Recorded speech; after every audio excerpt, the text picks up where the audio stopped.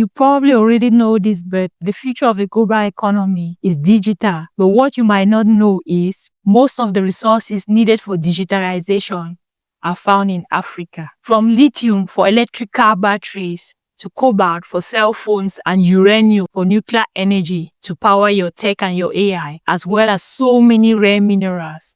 They are all found on the African continent. And as we speak, there's a scramble for Africa, which means it's going to shape the global economy. But the question is, will you be part of this revolution or will you be standing on the sidelines?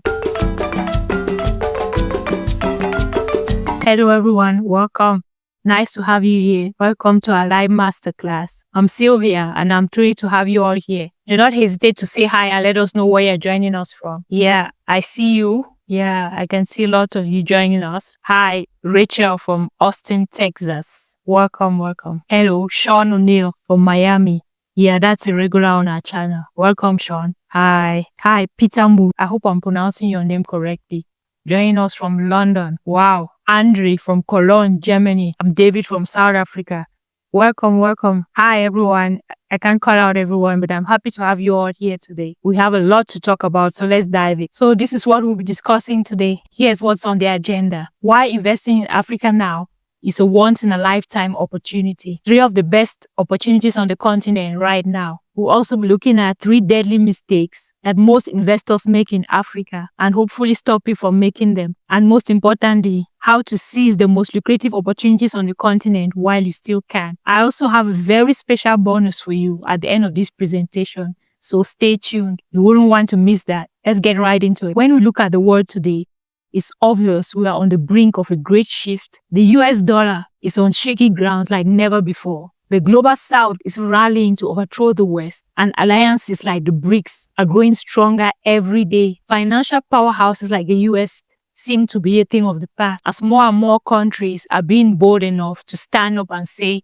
that they don't want a world with a single hegemony. Inflation is already at an all-time, and financial experts are predicting a recession. And when that happens, it will be too late, unfortunately, to get out. So my question for you today is, what's your plan when this collapse eventually happens? Let me share a quick story. In 2018, I was working for a portfolio management company. I was going about my business as usual, not a care in the world, focused on climbing the corporate ladder and securing the bag. When one day at work, I received an email saying that my company was sending me over to Singapore. They had been receiving a lot of requests from wealthy Chinese clients who wanted to get into the African market. And since as I was the only African in the company and the only one who knew anything about African markets, I was being sent to Singapore. You remember the day I received that email? It was like a death sentence, trust me. I felt so bad. Here I was working to conquer Europe and my European clients, but Africa wouldn't just let me go. I was devastated to say the least, but what choice did I have?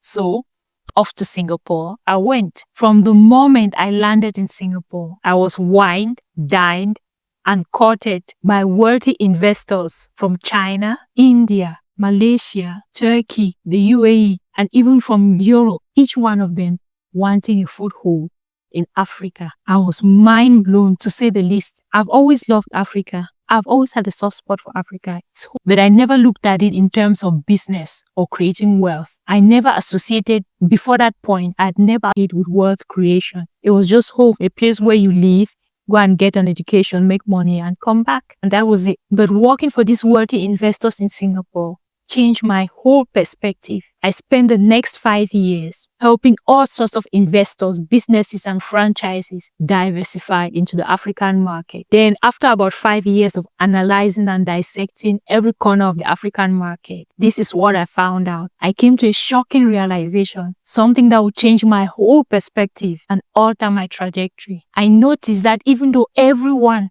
wanted a piece of Africa, the only people not remotely interested about owning a chunk of the continent were Black people. Yes, Black people. Be Black Americans, Afro-Caribbean, the African diaspora, and Afro-descendants in general. They were simply not interested in the continent, and like me, never saw it as an opportunity. In all my years of consulting, I never came across one Black who was interested in diversifying their portfolio into Africa. And that got me thinking. I had consulted for every other race under the sun but black people. This shook me to the core, and I set out on a course to find out why. Why would black, who are the divine owner of the resources on the continent, not want to be a part of it? Everyone but the original owners saw potential on the continent. I started digging deeper, and this is what I found out. I found out that black people had been misinformed, lied to, and kept in the dark when it came to the African continent. I found out that black people lack awareness, information on the opportunities available on the continent. They were either misinformed or uneducated when it came to Africa. I don't know if the misinformation is done intentionally or not, but that's a conversation for another day. Africa has been hidden and mystified to black people outside of the continent. With this realization, I quit my job, moved back home, determined to start educating Afro descendants and the African diaspora about the amazing opportunities found in the continent and to take advantage of some of them myself. I bought a bunch of African stocks and started a couple of businesses across the continent, and I haven't looked back since. Some of those businesses failed and others are thriving till this day, and I've even sold some of them for over 100x my initial investment. This is why I strongly believe African markets are the fastest way to financial freedom and building generational wealth, especially for black people. This masterclass isn't about facts and figures. You can find those everywhere on the internet. It's about opening your eyes to what might be the most lucrative investment opportunities generation and giving you practical steps to seize these opportunities while you still can. By the end of our time together, I strongly hope you understand why Africa is a once-in-a-lifetime opportunity for smart investors, which specific sectors on the continent are prime for success, how to avoid common mistakes and pitfalls that wreck most investors, and most importantly, concrete next steps you can take to begin your journey today. First of all, let me throw in some facts. I know I said this presentation isn't about facts and figures, but just for context, aside from the fact that most of the natural resources needed for the digital world to function are found in Africa, Africa is 1.3 billion people. That's a huge market and an even bigger workforce. According to the World Bank Index, by 2050, 1 in every 4 people in the world is going to be African. Let that just sink in. Moreover, 500 million of these people are estimated to be middle class by the next decade. As we speak right now, Africa has 570 million internet users, 570 million, because most of the population is young.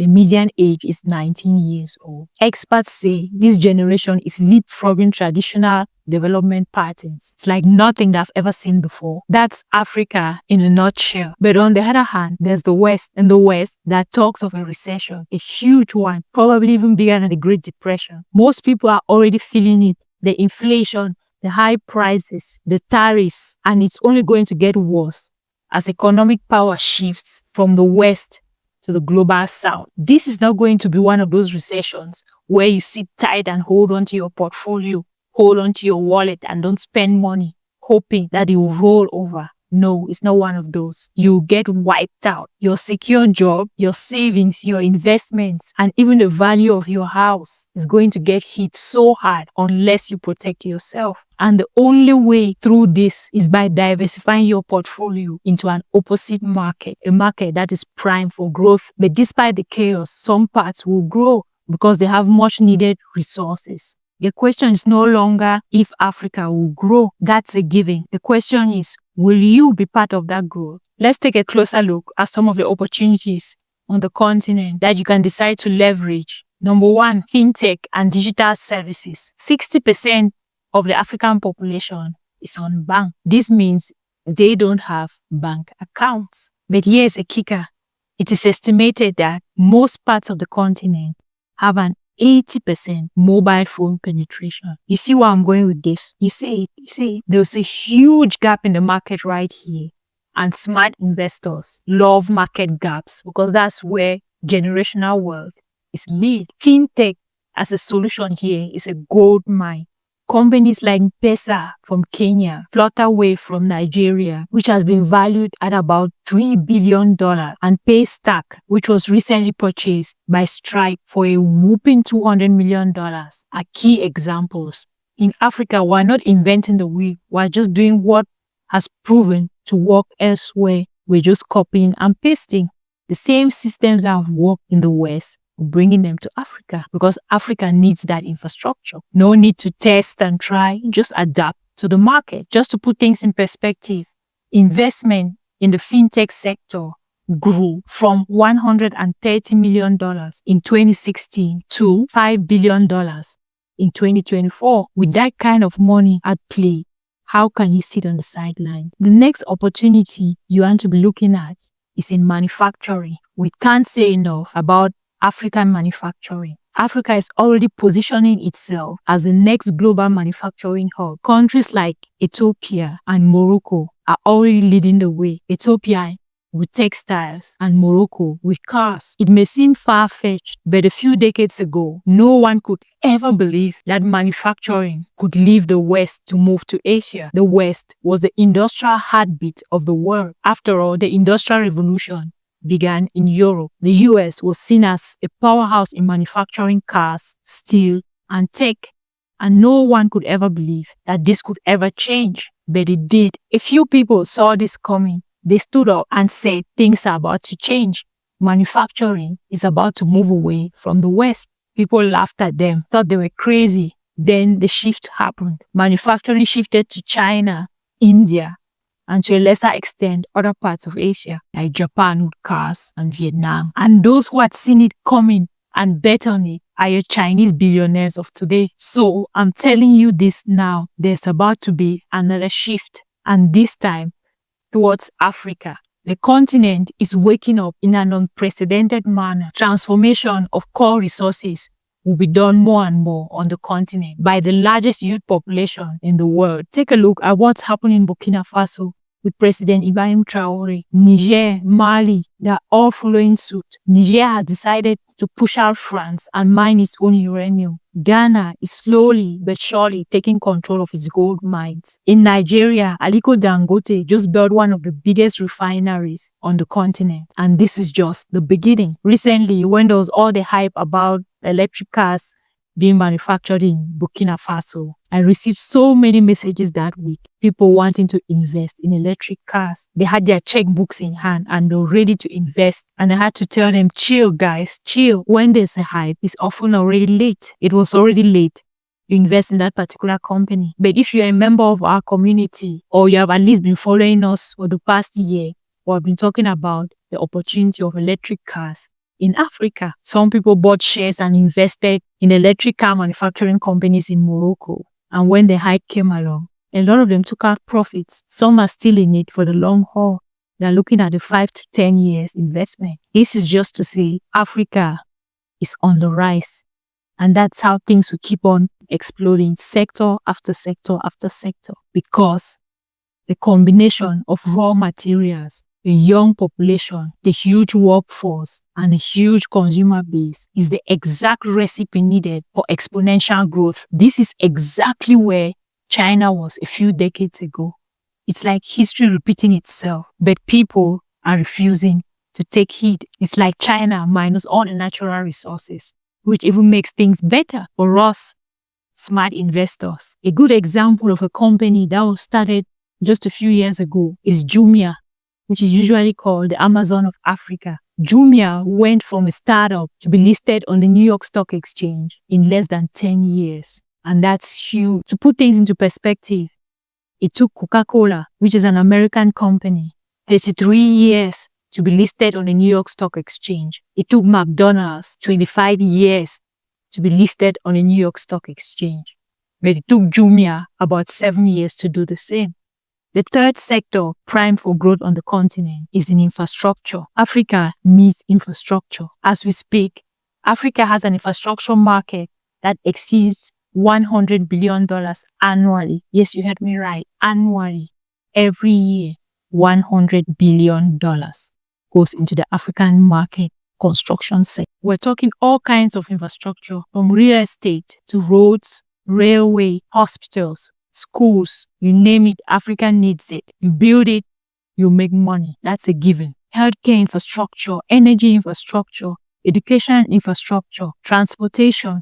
What are you doing now in the West? Just transfer that expertise and see how you can deliver it. On the continent, there's Jerome, a member of our community, who is in cybersecurity in the US. And he's built a consulting business here on the continent. And he's making a killing, 6 figures every month without doing much. That's just one success story. Most businesses in Africa, if executed properly, can generate a lot of money very fast. But there are common mistakes that I still see a lot of investors and business owners make that wrecks them. What are these mistakes, you may ask?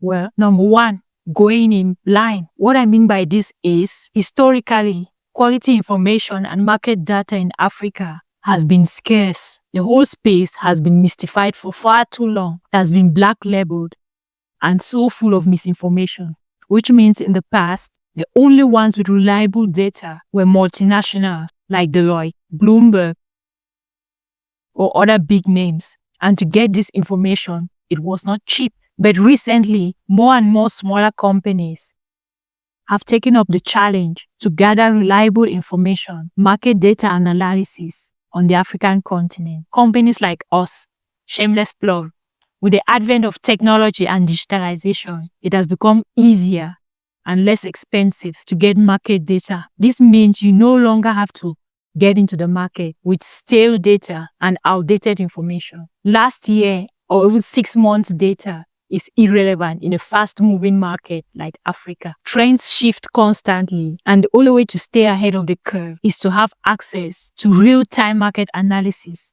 And this can be done now without breaking the bank. So there's no more room for this mistake of flying into the market blind or with unconfirmed or unchecked information. That's a no-no. We're not doing that this year. The next mistake I see a lot of investors make on the continent that wrecks them is investing without a risk mitigation framework. Every investor knows that to succeed, you have to limit risk as much as possible. Those who succeed in the African market are those who limit risk either by working with local experts, those who create partnerships on the ground and have access to a network that works over time. The third mistake you want to avoid at all costs when investing in the African market is choosing the wrong investment vehicle. This is the most common of all mistakes. I see it every day. Let me just preface by saying, no two investors' journey are the same. Business is not a one-size-fits-all game, quite the opposite. And most investors miss this. Yes, real estate and renewable energy on the continent are extremely lucrative, but that does not mean if you get into either of them, it might not be the right fit for you. You might be better off investing in commodities or financial services. You might be better off starting a business or maybe investing in stocks. Real estate might even be for you, but is it commercial real estate or is it residential real estate? Is it affordable housing or is it luxury apartments? All these questions have to be answered thoroughly first before you dive into the market. No matter how enticing that market may be, a successful investment plan should account for your financial goals, your budget, your investment timeline, your knowledge of the market, and so many other mitigating factors that are often overlooked by investors. And this can be deadly in a fast-moving market like Africa. Ask yourself all these questions. What's your risk tolerance? Are you looking to relocate to Africa, or you just want to stay in the US and invest from a distance? Maybe you're planning to retire to Africa. Maybe you just want to go there on vacations, maybe once or twice a year. Maybe you never even want to go to Africa, but you just want to be invested in a market. All these have to be taken into consideration before you invest into the market. The single decision to invest in the African market comes with a lot of questions that need to be answered. Vital questions. We help our clients answer these questions every day. Should I invest in stocks or should I buy a business? Should I start a franchise or should I invest in an existing local business? Should I get a local partner or should I start from scratch? These are all questions we at Motherland Investors help you find answers to. That's why We have come up with our framework. Investment on the continent, though lucrative, has to be strategic. It's not about emotions or sentiment. I wouldn't invest in Ghana just because I like Ghana. No, that's not an investment decision. You can vacation in Ghana if you love Ghana, but it doesn't mean you should invest in Ghana. Like visiting Zanzibar, Tanzania, or South Africa, Cape Town, doesn't mean you should invest in those places. Investment decisions, they have to be surgical, without emotion, because emotions and sentiments killed so many on this investment journey, and I wouldn't want you to go through that. Our African investment framework bridges the gap and provides a systematic approach towards matching your investment capabilities with opportunities on ground, conducting culturally informed due diligence, building effective local partnerships, navigating regulatory environments confidently, and designing the best and most appropriate exit strategies. Whether you're making your investment as a first-time investor or someone who has experience investing in the West or even in Africa, maybe you just want to expand your portfolio or to diversify. Our framework simplifies everything for you. I can't possibly give you everything there is to know about all the amazing opportunities on the continent in this masterclass. Even if you gave me a week, I'm not sure I'll be able to cover everything. But it will be a disservice if I don't give you an opportunity to share how we can help you hold your hand further if you are interested. If this masterclass resonated with you, chances are you love our upcoming 2 days virtual event where we'll break down all you need, especially those actionable steps you can start taking today to see some of these opportunities on the continent. For 2 days straight, you'll be able to connect with successful investors that are really active on the African market, with local business leaders seeking partnerships, with industry experts, with on-ground insights, how to navigate the African market. And you also get to implement our framework. We'll also give you resources to kickstart your journey. We'll give you sector-specific briefs. We'll give you an opportunity catalog so you can have a visual of all the opportunities available on the continent and how to better get into them.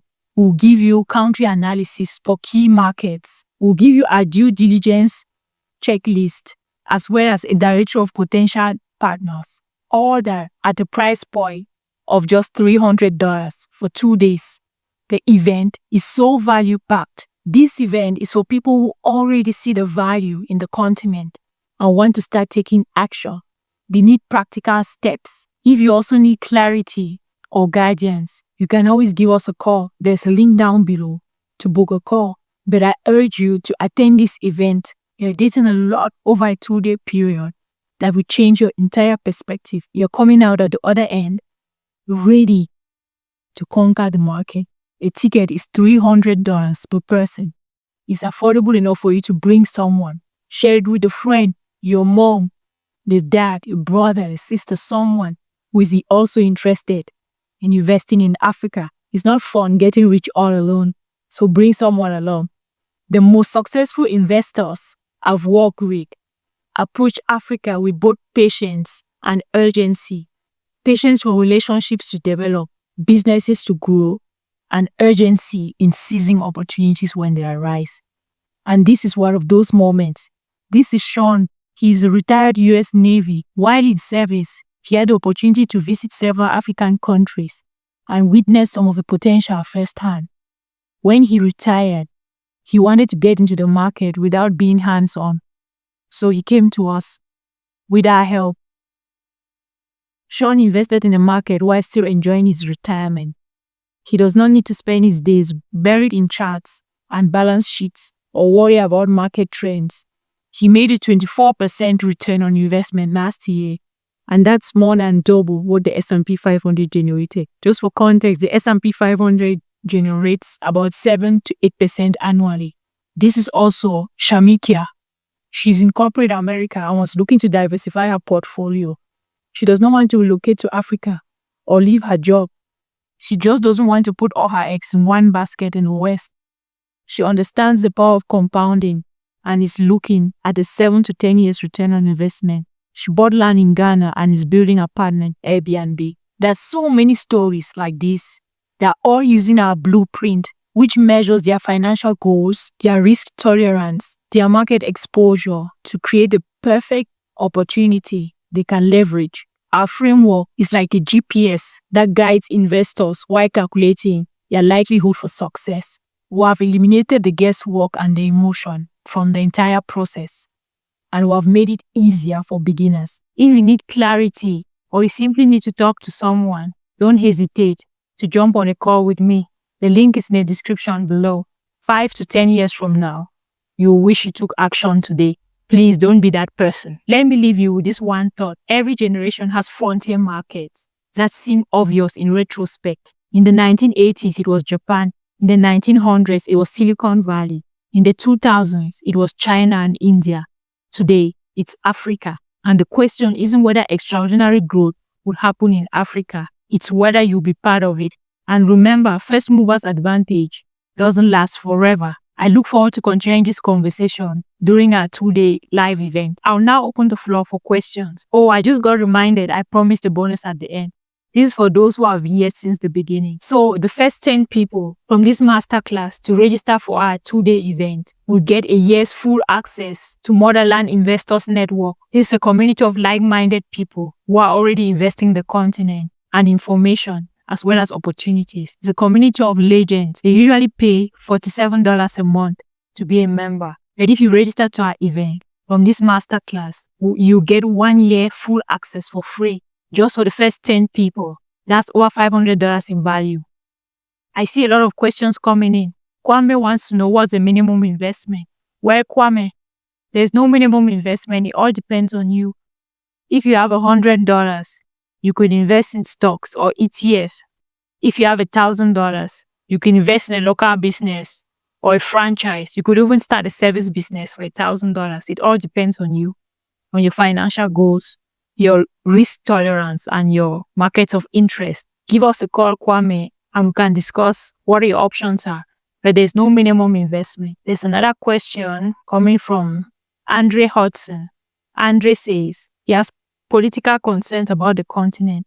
Well, Andre, not all countries in Africa are politically unstable. There are countries like Mauritius, Seychelles, or even Ghana that have been stable for decades. So if you are risk averse or want calm waters, we can steer you towards these countries. There's room for everyone. For those that like risk, there are countries for you. For those that want calm waters, there's still something for you. Something for everyone. It all depends on your risk tolerance. There are people with balls of steel that are willing to invest in the Congo or even Sudan right now. Places that others wouldn't even touch with a 10-foot pole. Also bear in mind that the greater the risk, the higher the rewards. The best investments are sometimes made when the streets are bloody. That's not financial advice. Another question from Angela. Angela says, what's the timeline for a return on investment? Well, Angela, Africa is not a get-rich-quick scheme. The best or ideal investments on the continent are usually between 5 to 10 years. That may seem long to some of you, but I think most of us here are old enough to remember where Bitcoin was 10 years ago. If you had invested in Bitcoin 10 years ago, you'd be a millionaire now. Just to put things into perspective. Unfortunately, I can't answer all your questions on here. There are so many of them. Please join me for our 2 days live event and I'll be able to answer most of your questions one-on-one. You can get your tickets through the link below. See you on the other side.